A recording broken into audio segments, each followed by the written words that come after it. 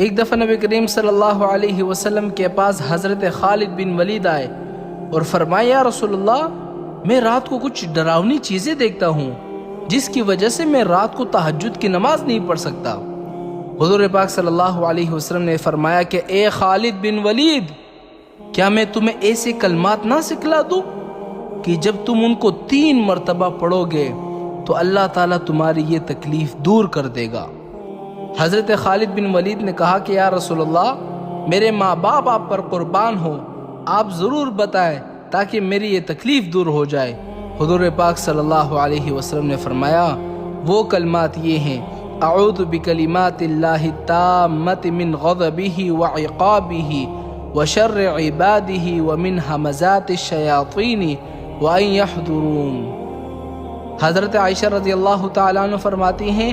کہ چند راتیں ہی گزری تھی، حضرت